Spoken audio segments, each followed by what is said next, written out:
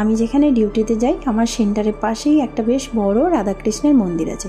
এই জায়গাটা হচ্ছে নর্থ 24 পরগনা হাড়োয়া ব্লকের আন্ডারে ব্রাহ্মণচক গ্রামে অবস্থিত।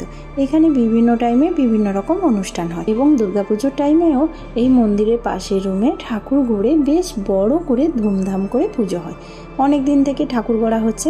এই জেঠু আমাকে অনেক দিন থেকেই বলছে, চলো মা আমাদের ওখানে ঠাকুর গড়া হচ্ছে, দেখে আসবে। কিন্তু আরজিকরের ওই ঘটনাটার পর থেকে আমার সত্যি বলতে এবছর দুর্গাপুজোতে না কোনো ইন্টারেস্ট আছে না কোনো কিছু। কিন্তু ওনার অনেকবার বলাতে আর ওনার কাছ থেকে শুনলাম এবং ওই দাদার সঙ্গেও দেখা হলো। এখানে যে প্রতিমা করছেন ওই দাদা মেদিনীপুরে মহিষাতল থেকে এসেছে। আমি মেদিনীপুরের হয় তো আমার একবার তো ইচ্ছা জাগছিল যে আমি যাই দেখে আসি কেমন ঠাকুরটা হচ্ছে। তো আজকে তো অনেক জোরজার করাতে আর কথা ফেলতে পারিনি। আমরা ঠাকুর দেখতে সবাই মিলে চলে এসেছি আর তোমাদের সাথে ভিডিওটা শেয়ার করছি।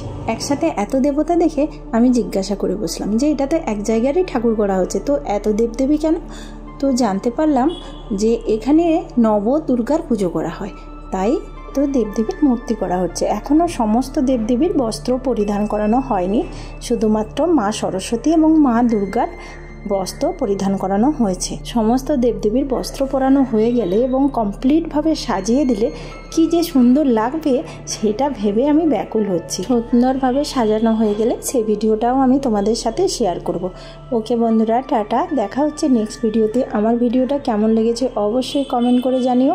ভালো লাগলে একটা লাইক করো আর চ্যানেলটা সাবস্ক্রাইব করে পাশে থেকো।